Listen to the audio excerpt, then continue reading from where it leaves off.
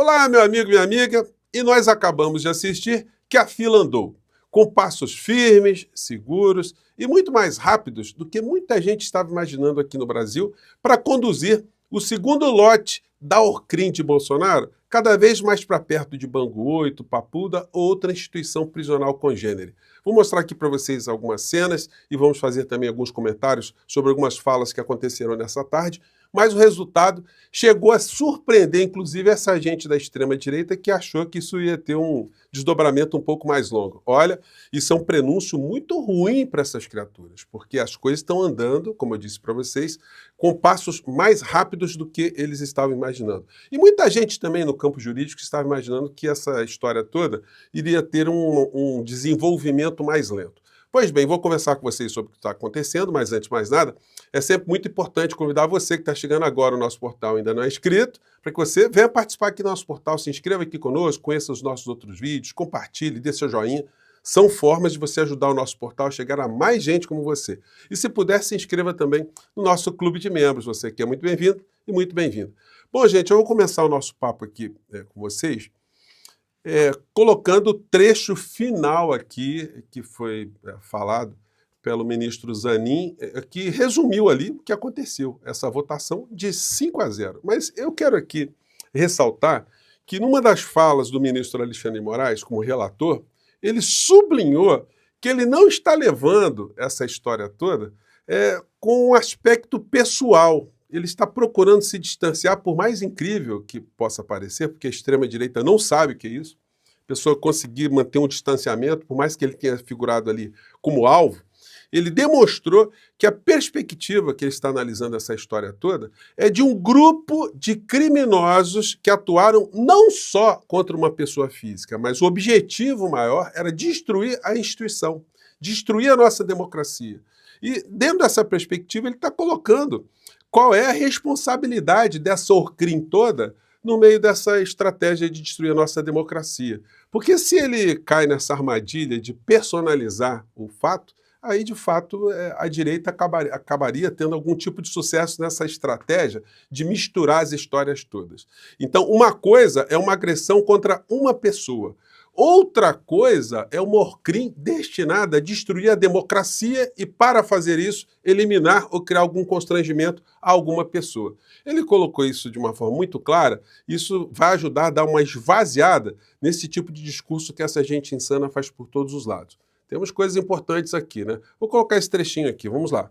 Pois não. Senhor presidente, rapidamente, aproveitando a intervenção do colega, agora recebida a denúncia... Ah, sim, isso aí teve uma fala aqui do advogado, o desembargador da Terra Plana, né, ex-desembargador, que fez ali uma observação para depois vir, sim, aí o voto do ministro Zanin. Vamos seguir aqui. Vamos lá. Da tribuna, nós suscitamos a questão, ministro Alexandre de Moraes, de reanálise das medidas cautelares. Então, gostaria que essa igreja... Engraçado, né, que aí ele está calminho com o ministro Alexandre de Moraes, né? Engraçado.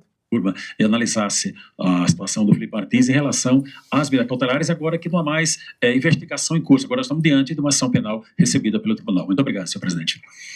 Ministro Alexandre, da mesma forma. Pois não. Então, proclamo o resultado. A turma, por unanimidade, no julgamento do mérito da PET 12.100, recebimento de denúncia do núcleo 2, verificou estarem presentes os requisitos exigidos pelo artigo 41 e 395 do Código de Processo Penal e recebeu integralmente a denúncia oferecida pela Procuradoria-Geral da República em face de Fernando de Souza Oliveira, Felipe Garcia Martins Ferreira, Marcelo Costa Câmara, Marília Ferreira de Alencar, Mário Fernandes, Silvinei Vasques. E também, em razão do término da análise deste recebimento de denúncia, cancelo a sessão extraordinária agendado para amanhã, às 8 horas. E declaro encerrada a sessão, desejando uma boa tarde a todos. Bom, a fila deu uma caminhada, está enchendo o ônibus, né? O ônibus da Orcrim do inelegível, que certamente não deve ter ficado nada feliz. Gente, muitas pessoas comentaram comigo que o inelegível tinha dado uma entrevista ontem para o SBT. Eu não tinha visto, aí fui dar uma resgatada, não teve nada de novo, não. O que eu quero chamar a atenção de vocês é da hipocrisia humanitária dessas criaturas da extrema-direita. Até agora, o Socilas não falou nada do Papa. Esse fato, para o mundo, não representou absolutamente nada para ele, né? Para a seita dele, só os criminosos que quiseram destruir o nosso país é que merecem algum tipo de atenção humanitária, né? Eu não podia aqui deixar de fazer esse registro aqui. E a criatura continua com esse blá, blá, blá, blá, blá, enfim. E é o único que ainda não está figurando ali como réu no meio dessa história. Até porque, como eu disse para vocês, né, o ministro Alexandre de Moraes, ele foi muito inteligente em não fazer nenhuma ação pessoal contra as agressões que ele recebeu. Porque se ele fizesse isso, ele se tornaria impedido de julgar esses criminosos todos. Isso explica porque essas criaturas continuam flanando por todos os lados. Mas nós aqui estamos aguardando o desenlace de alguns inquéritos, porque isso pode gerar alguma surpresa, né? O inquérito das fake news está rolando por aí. E o senhor Mala, com certeza, está ali no bojo dessa história toda. Bom, o inelegível apareceu ontem numa entrevista falando as mesmas bobagens de sempre, mas ele fala tantas vezes que as pessoas vão acreditando. E quando se falou, por exemplo, na Operação Punhal Verde e Amarelo, né? Que se ele tinha conhecimento, se ele não tinha, ele saiu pela tangente nessa pergunta que foi feita. Aliás, gente, uma entrevista de um jabá gigantesco. O jornalista não perguntou nada, não contestou absolutamente nada.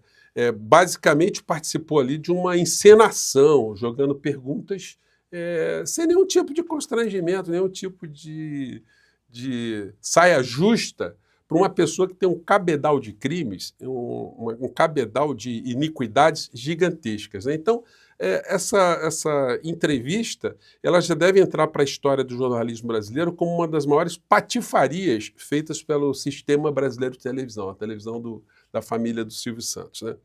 E aí, para a gente fazer alguma conexão, se Bolsonaro seria capaz de respaldar a morte de alguém, gente, é só ver as declarações do Bolsonaro em relação à invasão em comunidades, morte de pessoas, morte de suspeitos, morte de adversários, tortura contra adversários, fins dramáticos que outras pessoas tiveram, quando ele colocava na porta do gabinete dele, enquanto pessoas estavam procurando seus entes queridos, mortos pela ditadura, desaparecidos durante a ditadura, que quem procura osso é cachorro, isso para dizer o mínimo.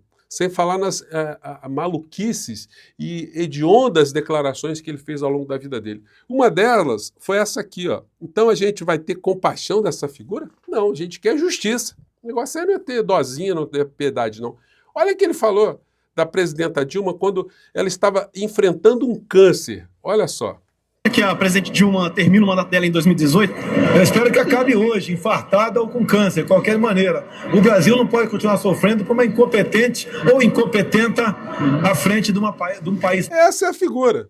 Então, um projeto de eliminar o presidente Lula, o vice-presidente Alckmin e o ministro Alexandre de Moraes, se estivesse na mesa dele, ele pudesse dar um despacho ali derradeiro, ele não titubearia, não. A questão toda é que ele, dentre as suas características, a maior delas é a covardia. Então ele ficou titubeando tanto em relação a tantas coisas que esse golpe, de fato, acabou tendo o desenlace que teve. As pessoas que acreditavam que ele poderia fazer alguma coisa foram à luta e quebraram a cara. Esperaram o contato veio, estão muitos nas cadeias, outros agora viraram réus e a van está ficando cheia, né? Por enquanto uma van, daqui a pouco é um ônibus lotado com essas criaturas. Bom, quero registrar com vocês que a TV Globo vai fazer uma semana de homenagens a ela própria, de 60 anos de Rede Globo de televisão. Quando eles completaram 50 anos de Jornal Nacional, eu comprei esse livro deles aqui, dei uma lida, né? E o livro é cheio de omissões. Eles não falam absolutamente nenhuma coisa que deponha contra a empresa. E nós vemos hoje que é uma das maiores, das famílias mais ricas do planeta, a família Marinho, que veio lá do senhor Roberto Marinho, veio de Niterói, com a mão na frente, outra atrás, fizeram um jornal, o jornal tinha uma circulação no Rio de Janeiro, mas daí ia virar um mega empresário e ter os filhos depois na lista da revista Forbes como os mais endinheirados do planeta, isso aí não é por só competência, não. Teve muita coisa nessa história. A questão é a seguinte, será que a Rede Globo de televisão vai comentar de onde veio o dinheiro para se criar a Rede Globo de televisão? Será que eles vão explicar por que a ditadura militar se instaurou no nosso país no dia 1º de abril de 1964 e um ano depois, no dia 26 de abril de 1965, o senhor Roberto Marinho cria uma televisão? Ele criou uma televisão para debates democráticos, para defender a democracia, ou para se servir ali e servir também a um Estado repressor, um Estado ditatorial que jogou muito dinheiro nas contas do senhor Roberto Marinho e da caterva toda que o cercou. O Boni, mesmo depois de ainda ter saído pouco tempo da Globo, ele chegou e denunciou isso também numa entrevista, né? Talvez achando que isso era coisa menor. Para Boni, a acordo Globo Time Life foi operação totalmente ilegal. Isso porque, gente, o senhor Roberto Marinho ele assinou um acordo, até então secreto, em 1962, com esses dois grupos norte-americanos e fizeram uma offshore numa dessas ilhas, desses paraísos fiscais. Fizeram ali um trato e depois, quando veio a ditadura, veio uma dinheirama também dos Estados Unidos para cá para o senhor Roberto Marinho fazer uma televisão. Mas para quê? E passou esse tempo todo fazendo a doutrinação do sistema que tinha acabado de chegar aqui no nosso país, né, da ditadura, e certamente, a partir daí, eles conseguiram formatar uma grande parcela da opinião pública no nosso país e a opinião política também no nosso país, colocando ali todas as pessoas que se colocavam como críticas das organizações Globo como inimigos. E um desses inimigos foi Leonel de Moura Brizola, quando foi governador do Rio de Janeiro. Ele sofreu todo tipo de sabotagem, teve o escândalo da Proconsult, que foi um trambique feito com a TV Globo, uma instituição de pesquisa, o governo militar para tirar a eleição de Brizola de 1982. Eles sempre combateram todos os projetos sociais, todos os projetos nacionalistas, atacaram Brizola em todo o governo, depois atacaram também o Lula, que veio depois, aí o Lula também passou a ser atacado, enfim. E o Brizola, ele entrou para a história numa dessas histórias aqui de ter enfrentado a Rede Globo de televisão. Então, quero compartilhar com vocês um documentário aqui, muito curtinho, mas que mostra aqui o que foi a TV Globo e como ela tratava seus adversários e como Brizola conseguiu, a duras penas, um direito de resposta, ainda que tardio, contra o que a Globo tinha feito contra ele.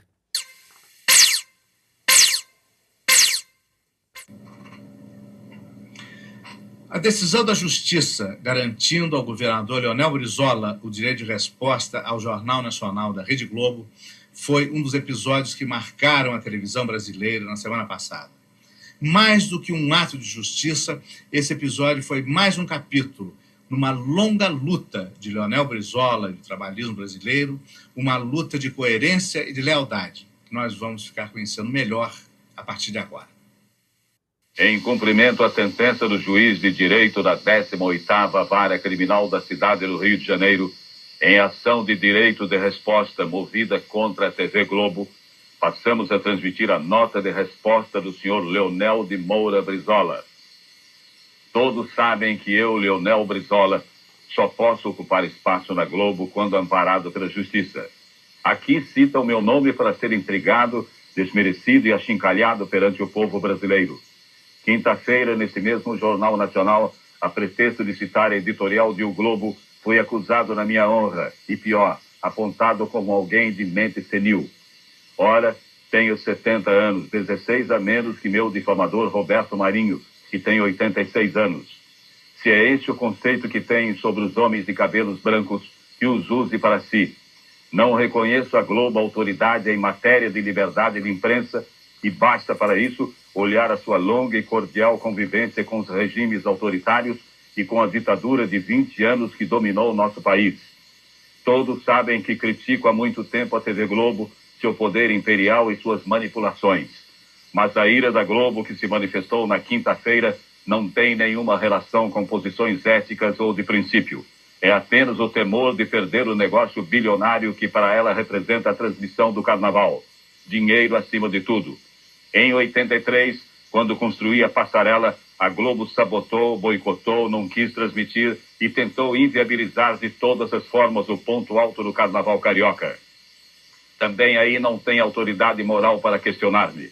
E mais, reagi contra a Globo em defesa do Estado do Rio de Janeiro, que por 2 vezes, contra a vontade da Globo, elegeu-me como seu representante maior. E isto é que não perdoarão nunca. Até mesmo a pesquisa mostrada na quinta-feira revela como tudo na Globo é tendencioso e manipulado. Ninguém questiona o direito da Globo mostrar os problemas da cidade. Seria antes um dever para qualquer órgão de imprensa. Dever que a Globo jamais cumpriu quando se encontravam no Palácio Guanabara governantes de sua predileção. Quando ela diz que denuncia os maus administradores, deveria dizer sim, que ataca e tenta desmoralizar os homens públicos que não se vergam diante do seu poder. Se eu tivesse as pretensões eleitoreiras de que tentam me acusar, não estaria aqui lutando contra um gigante como a Rede Globo. Faço porque não cheguei aos 70 anos de idade para ser um acomodado. Quando me insulta por nossas relações de cooperação administrativa com o governo federal, a Globo remorde-se de inveja e rancor e só vê nisso bajulação e servilismo. É compreensível. Quem sempre viveu de concessões e favores do poder público não é capaz de ver nos outros senão os vícios que carrega em si mesmo. Que o povo brasileiro faça seu julgamento e, na sua consciência lúcida e honrada, separe os que são dignos e coerentes daqueles que sempre foram servis, gananciosos e interesseiros. Assina Leonel Brizola. Bom, a questão é, será que a Globo vai Por fazer 2 vezes menção de como ela atuou durante a ditadura militar?